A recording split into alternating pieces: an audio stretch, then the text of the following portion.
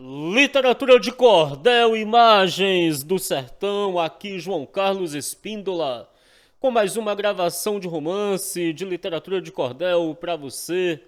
E dessa vez, meu amigo, minha amiga, nós vamos gravar aqui o cordel de número 482, de um total de 1000 romances de literatura de cordel, que nós pretendemos gravar aqui no canal Imagens do Sertão. Meu amigo, minha amiga, se você ainda não é inscrito aqui no nosso canal Literatura de Cordel, Imagens do Sertão, eu peço a você que procure aqui o botão inscrever-se, deixe-nos aí a sua inscrição, saiba que é muito importante. Eu peço a você que ative as notificações do YouTube, para que o YouTube te avise toda vez que nós gravarmos aqui um novo romance de literatura de cordel.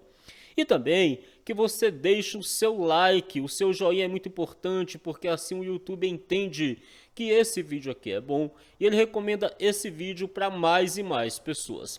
Eu também peço a você que você compartilhe o canal aí no seu Facebook, no seu WhatsApp. Tudo isso ajuda muito. A seguidora Lourdes Rocha nos pediu aqui o romance da Princesa Elisa. É isso mesmo. Nós encontramos este romance e vamos ler aqui agora para todos vocês. Quero mandar aqui um grande abraço para Lourdes Rocha, que pediu romance, para Vera Lúcia Lopes, grande abraço.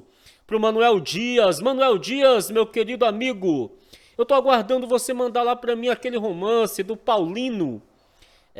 Paulino e Helena, eu acredito que é esse o nome. Grande abraço aí para você, meu querido. Helenildo Lagoa, grande abraço.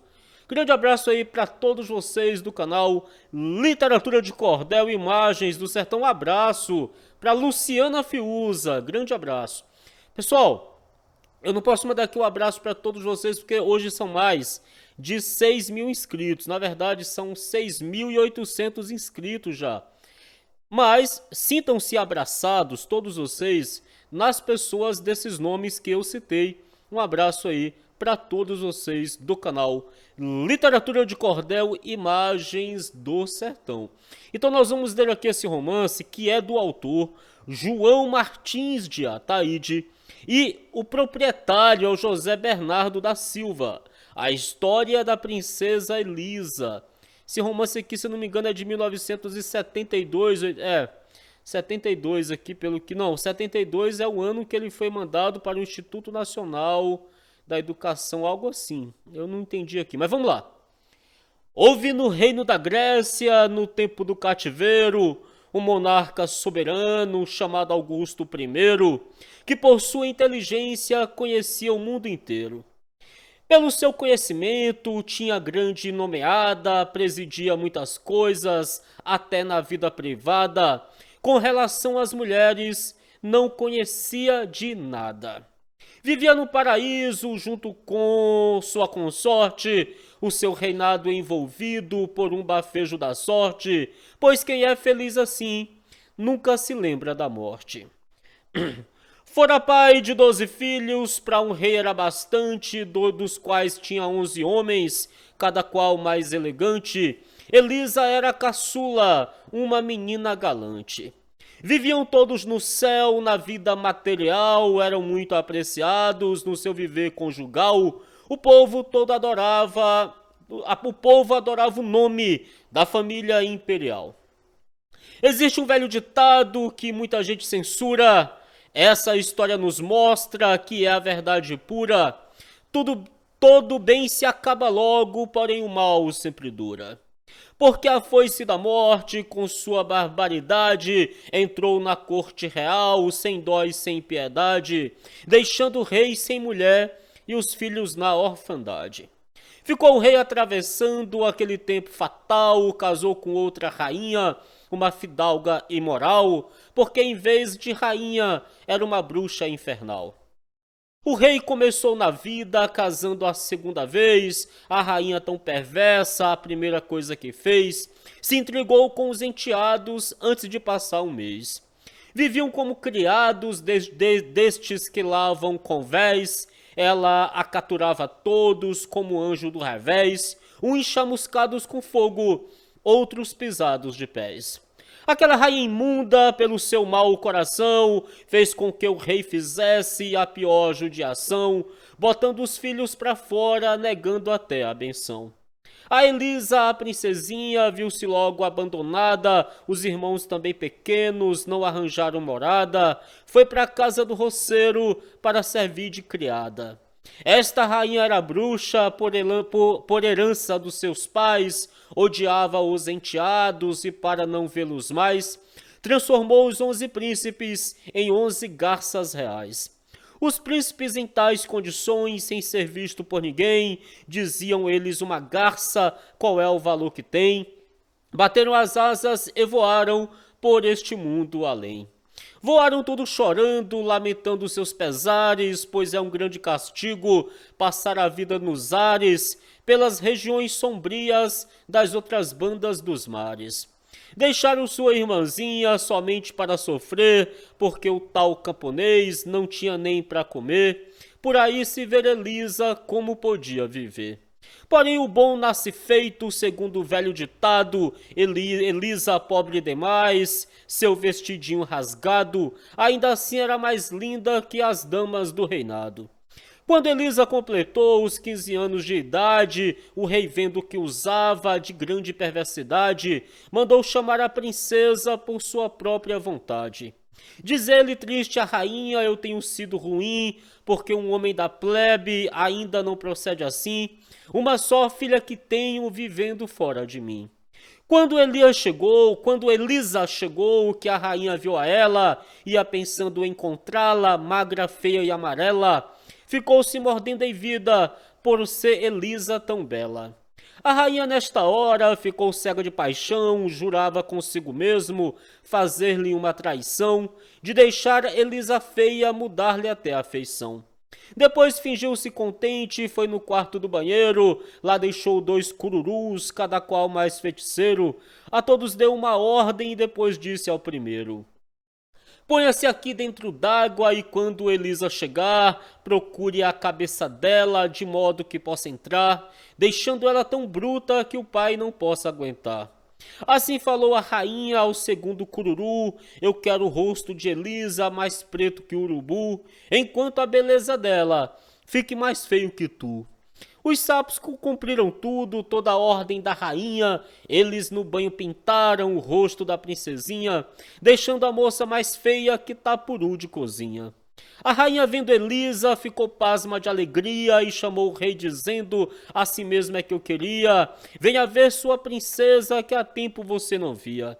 O rei com estas palavras de alegria estava ansioso, porém quando viu Elisa ficou triste e desgostoso, dizendo eu não sou o pai de um monstro tão horroroso. Elisa triste chorava, vendo o pai colerizado, a rainha muito alegre lhe atacar por outro lado. Na outra noite seguinte ela fugiu do reinado. Aquela infeliz princesa, tão esbelta e delicada, andou o dia e a noite numa marcha acelerada, descansou no bosque horrendo às 4 da madrugada. Ela aí dormiu um pouco porque estava cansada, durante todo esse tempo não tinha comido nada. Quando amanheceu o dia, continuou a jornada. Já ia com tanta fome de não poder caminhar, depois lhe passou na mente que devia procurar algumas frutas selvagens para se alimentar. Seguiu pela mata dentro, mais adiante encontrou umas frutas saborosas com que se alimentou, depois que se viu mais forte pelo bosque se atirou. Andou até às 3 horas e perto de anoitecer ainda não tinha encontrado mais nada para comer. Resolveu ficar num canto até o dia amanhecer. Às 6 em ponto da noite ela viu sem esperar 11 garças procurando perto daquele lugar um sítio suficiente onde pudessem pousar. Elisa ocultou-se um pouco, viu quando as garças pousaram, não pôde observar bem o que elas conversaram. No instante, as 11 garças em príncipes se transformaram. Ela aí ficou com medo, ainda mais se escondeu, depois olhou mais de perto, então foi que conheceu os seus queridos irmãos e a eles apareceu. O leitor repare bem o que foi o sucedido quando os irmãos da princesa foi tudo reconhecido. Se a alegria matasse, Elisa tinha morrido. Naquele feliz momento, não se sabe explicar, ficaram como estátuas sem se mover do lugar, olhando uns para os outros, mas não podiam falar. Depois romperam o silêncio, dizendo o mais velho assim: minha adorada Elisa, já quiseram dar-te fim.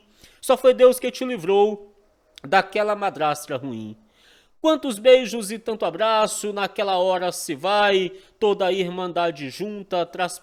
Perdão, pessoal, desculpa. Quantos beijos e tanto abraço, naquela hora se via, toda a irmandade junta, traspassada de alegria. Falava tudo ao mesmo tempo que quase não se entendia. Quando cessou o delírio, pegaram a conversar, porém os príncipes ansiosos para a irmãzinha contar por qual maneira ela pôde sair daquele lugar.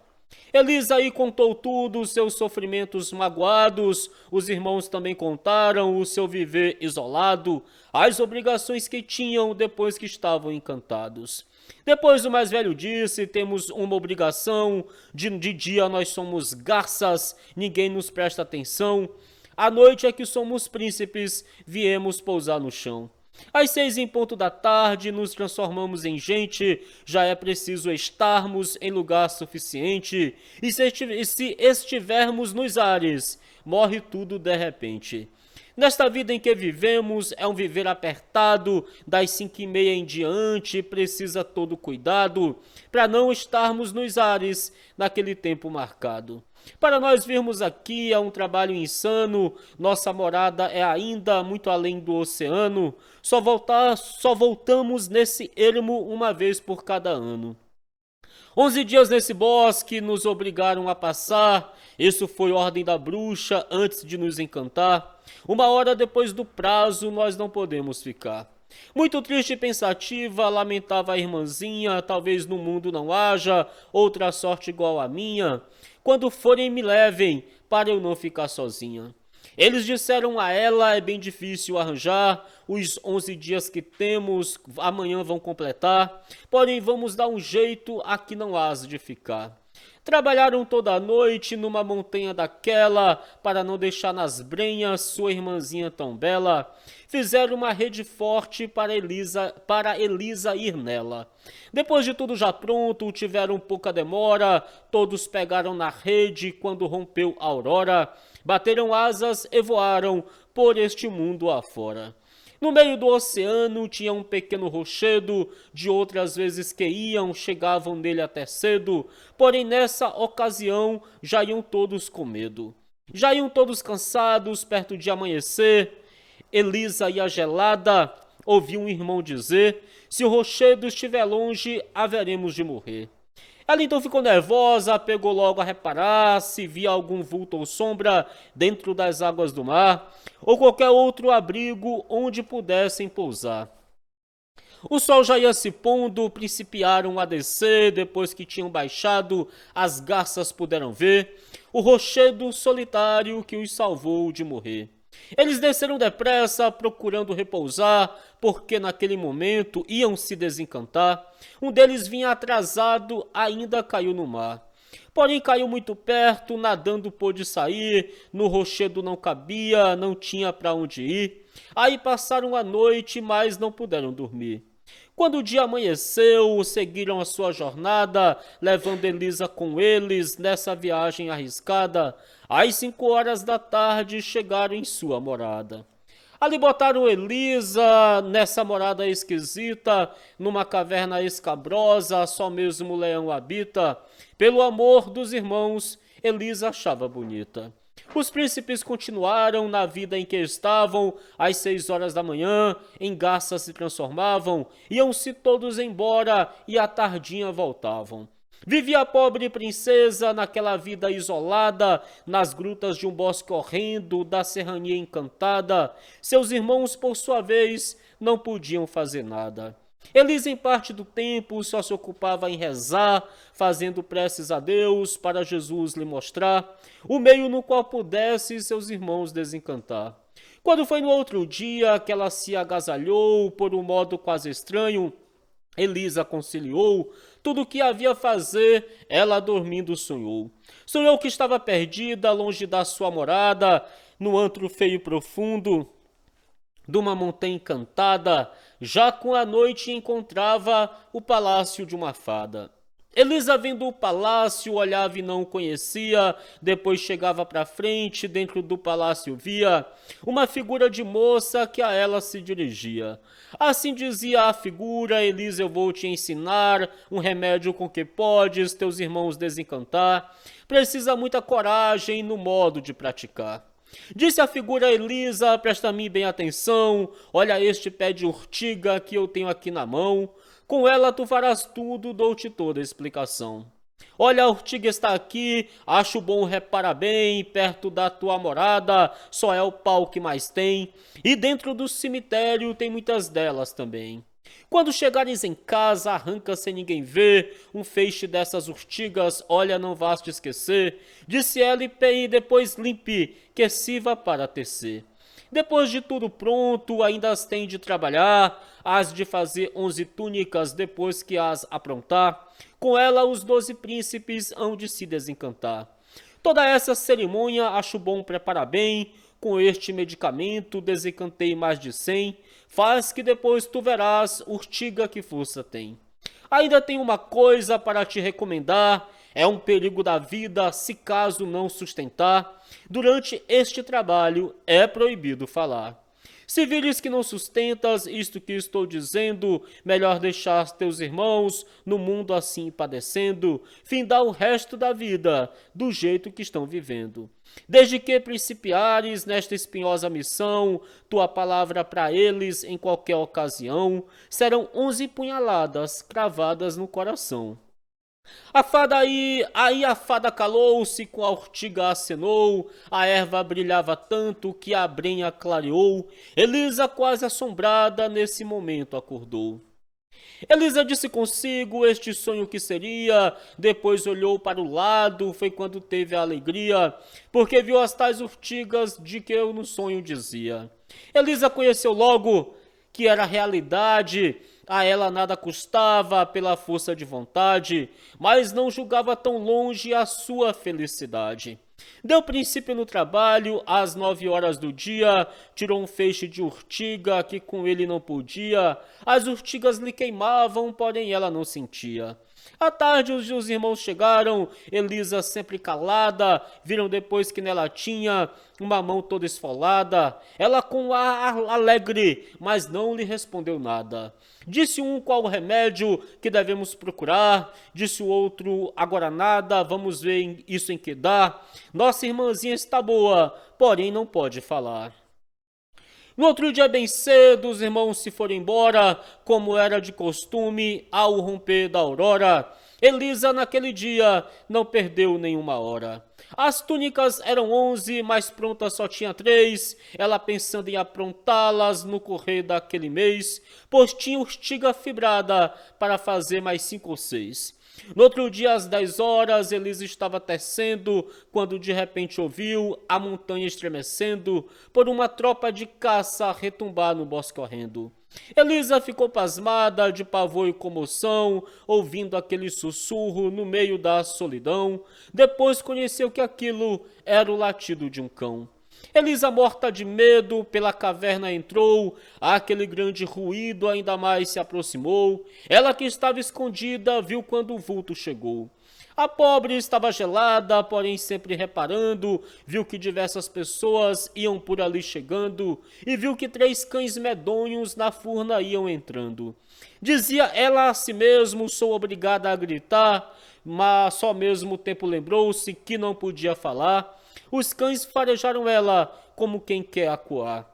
Os caçadores que viram um cão ladrando acuando entraram pela caverna, cada qual mais apressando, julgando uma grande caça que o cão estivesse encontrando.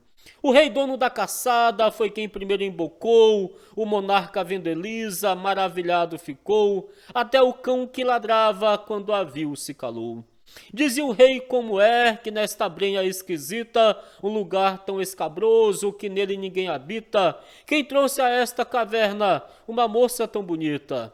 Elisa, com a alegre, olhava o imperador, dizia ele sorrindo, mas que olhar sedutor, será a única jovem que goza do meu amor. Elisa, que tinha as faces coradas como maçã, tinha os lábios como a aurora de uma risonha maçã, que Vênus lá nas alturas queria chamar-lhe irmã.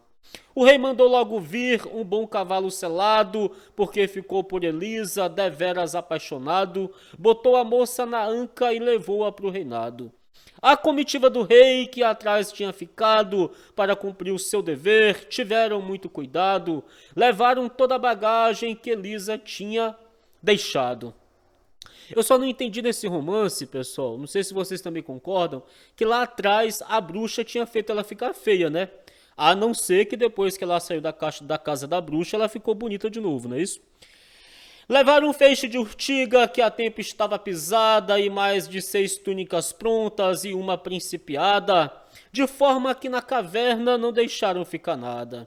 O rei, chegando na corte, todo meio procurava, já vivia com desgosto na hora em que se lembrava do esforço que fazia para ver se Elisa falava. Elisa vivia triste, porém com muita razão, porque se ela falasse naquela situação, levava plena certeza, ficava sem nenhum irmão. O rei notava em Elisa amor e ingenuidade, dizia ela é quem faz a minha felicidade, porque a mim já tem dado muitas provas de amizade. Com a mudez de Elisa, o rei ficava vexado, dizendo quantos remédios eu já tenho procurado, agora só curo ela quando tiver me casado. Elisa, em tais condições, a tudo se obrigava, porque com aquele rei ela sem gosto casava, só assim por este meio o seu trabalho findava. Em poucos dias depois, Elisa estava casada, porém com o casamento o rei não conseguiu nada. Sua esposa estava alegre, porém vivia calada. A comitiva do rei, com muito zelo e cuidado, botou os troços de Elisa no quarto todo isolado, que imitava a caverna que ela tinha morado. As servidoras de Elisa, fingindo muita alegria, levaram ela no quarto, julgando que não sabia, aonde ela escondida trabalhava noite e dia. Elisa, muito animada, em pouco havia findar, só lhe faltavam 3 túnicas para as 11 completar. Desanimou quando viu a urtiga se acabar. Pensava ela chorando, meu Deus, que hei de fazer? Na gruta não posso ir, que de lá posso trazer? Sou proibida a falar, a ninguém posso dizer. Elisa depois lembrou-se que a fada em sonho dizia não era só na caverna que aquela urtiga nascia, a mesma no cemitério para ela também servia. Fazia o mesmo milagre, porém com a condição dela não mandar ninguém para não dar demonstração, serem todas arrancadas pela sua própria mão. Dizia ela consigo, ninguém pode me salvar, talvez que houvesse um jeito, se eu pudesse falar. Suceda o que suceder, amanhã vou arrancar. Se alguém soubesse disso, dizia é ilusão, porém quem vir esta chaga que a urtiga me faz na mão, não dói igual os embates que apertam meu coração. Elisa na outra noite deitou-se, mas não dormiu. Quando foi no outro dia, ela arrumou-se e seguiu. Chegou lá no cemitério, entrou e ninguém a viu. Encontrou muitas urtigas, tratou logo de arrancar, fez um molho muito grande, quase não pôde levar. Antes de chegar em casa, foi preciso descansar. Mas tinha ido atrás dela um sujeito disfarçado, que viu do princípio ao fim o que tinha se passado. O rei, depois do aviso, tocaiou ela calado. Elisa, tendo as urtigas, começou a trabalhar, porém o molho que trouxe não deu para completar. Elisa viu-se obrigada a ir outra vez arrancar. O tal que disse ao rei falou por esta maneira: ó rei, o senhor não sabe, a rainha é feiticeira. Eu a vi no cemitério, falando com uma caveira. O monarca no princípio pôs dúvida em acreditar, depois dizia consigo: tudo me faz confirmar, porque qual é o motivo de Elisa nunca falar? O rei botou os vassalos para fazer sentinela, obrigado a um silêncio de não temperar a goela, da corte ao cemitério aonde passava ela. O rei nunca mais dormiu, vivia só vigiando, junto com os seus vassalos, todo dia reparando, pois um ato sério destes, só ele presenciando. Elisa, pobre e inocente, que não sabia de nada, nunca esperou no mundo cair naquela cilada, aonde ela sem ter culpa havia de ser queimada. Faltava uma túnica e meia para Elisa findar, ali lhe faltou urtiga, disse ela: eu vou buscar. Nossa Senhora me ajude, Deus queira me acompanhar. Ela, por falta de urtiga, ainda não tinha findo, levantou-se à meia-noite, o rei ficou dormindo, fazendo o que ressonava, estava acordado ouvindo. Elisa saiu ligeiro, o rei saiu acompanhado por todas as sentinelas. Elisa ia passando, quando entrou no cemitério, já tinha gente espiando. Elisa não viu ninguém e disto não se lembrou, o rei com os sentinelas viram quando ela entrou, e dentro do cemitério tudo quanto ela arranjou. O rei, quando atento olhava, viu bem Elisa entrar no rancho de uma árpia que acabava de chupar o sangue de um cadáver para se alimentar. O rei também viu Elias quando do rancho voltou, chegando entre as urtigas um molho grande tirou. Disse o rei: toda a ruína para mim se confirmou. O rei, triste e comovido, dizia maravilhado: é bom isso acontecer, eu mesmo fui o culpado, que bruxa repugnante trouxe eu para o meu reinado. O monarca passou ordem para ela ir amarrada, dizendo: levem a urtiga, que por ela foi arrancada, para confirmar seu crime no dia que for julgada. Quando ela chegou fora, deram-lhe voz de prisão. A infeliz inocente não se opôs nem fez questão, segurou bem as urtigas que trazia em sua mão. Aí pegaram Elisa, botaram em uma enxovia, uma masmorra isolada, nojenta, medonha e fria. Quando era de dia e noite, quem estava ali não ia. Depois o rei passou ordem: a cama não deixe vir, que as bruxarias dela agora vão lhe servir. As urtigas para a cama, as túnicas para se cobrir. A soldadesca chaleira, para mais escarnecer, dizia um para os outros: vão logo para trazer os troços daquela bruxa que breve tem de morrer. Aquela missão covarde eles com gosto cumpriram. Quando a bagagem chegou, todos eles aplaudiram e a jogaram sobre ela, trancaram a porta e saíram. Ela ali ficou contente, vendo as urtigas chegar, sentada na laje fria, só se ocupava em rezar. Naquele mesmo momento começou a trabalhar. Fizeram uma audiência para Elisa ser julgada, tudo a ela foi contra, Elisa foi condenada. No meio da praça pública havia de ser queimada. Dizia Elisa animada: suceda o que suceder, Deus vivo me ajudará, com que eu possa vencer. Meus irmãos, sendo os príncipes, não importa de morrer. Desde o dia em que Elisa na furna tinha faltado, os 11 príncipes, irmãos dela, não tinham mais sossegado, até que o mais novo um dia acertou com o reinado. Ele foi lá como garça, não conhecia o caminho, sentiu Elisa no cárcere, na mão de um povo mesquinho, mas nada pode fazer, porquanto estava sozinho. Apenas foi na masmorra, pousando sobre o telhado, bateu as asas com força, que ficou tudo assombrado, dando um sinal a Elisa que ali tinha passado. Quando chegou na caverna, os outros tinham saído, de volta o irmão contou-lhe, narrando todo o ocorrido: nossa irmãzinha está presa, talvez já tenha morrido. Quando tiveram notícia, começou tudo a chorar, dizendo: que jeito damos para nossa irmã se salvar? Chamemos todas as garças para irem nos ajudar. No mesmo dia se achava a cidade embandeirada, as ruas cheias de gente, a multidão agitada. Tudo esperava ansioso para ver Elisa queimada. Fizeram em frente do palácio uma enorme fogueira, porém só botavam fogo no dia da brincadeira, para ser queimado vivo o corpo da feiticeira. Estava na mesma santa, no templo havia sermão. Estava a Semana Santa, no templo havia sermão. Elisa, para seu crime, não pôde alcançar perdão. Havia de ser queimada sexta-feira da paixão. Na quinta-feira maior, eram muitas partes além. Viu-se o mundo agitado e o povo no vai e vem. A cidade estava cheia que não cabia ninguém. Sexta-feira da paixão, quando o dia amanheceu, diversas bandas de músicos da polícia e do liceu, pertinho da tal fogueira, tudo ali compareceu. Depois chegou o monarca e a comitiva do rei, mandaram buscar Elisa, de quem eu tanto falei. As chaleiras do palácio mostraram a forma da lei. Mandaram buscar Elisa numa carroça quebrada, uma égua magra e feia, nojenta e toda pelada. Dizia o povo ainda é pouco, é melhor vir arrastada. Chegaram lá no monarca, Elisa estava trabalhando, tinha 10 túnicas prontas, a outra estava aprontando. Quando chegaram os carrascos, brutalmente foram entrando. Disse o carrasco ao outro, pegue esta feiticeira, bote dentro da carroça como um pau de bananeira. Quero dar muitas risadas quando ela entrar na fogueira. Elisa foi para a carroça, levando até empurrão. 10 túnicas ela levou, amarrada no cordão. A que faltava findar, levou tecendo na mão. Chegando em frente ao palácio, aonde era a fogueira, dizia o povo, olha a bruxa, que conversa com caveira. Depois gritava de novo, morra, morra, feiticeira.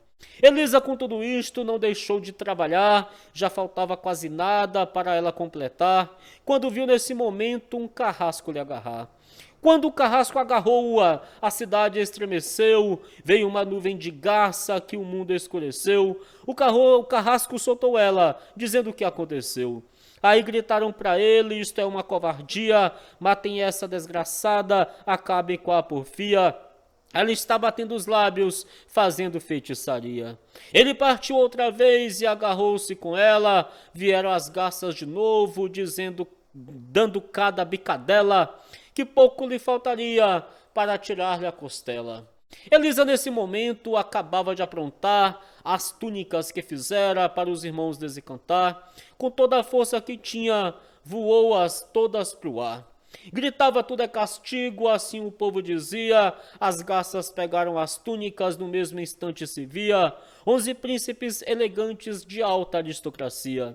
Todos os paus da fogueira nadavam em fogos ardentes, depois virou-se em fumaça, um cheiro tão excelente. Dizia todos é santa, ia morrer inocente. O rei chamou os cunhados, abraçou dizendo assim, eu assisti o mistério do princípio até o fim.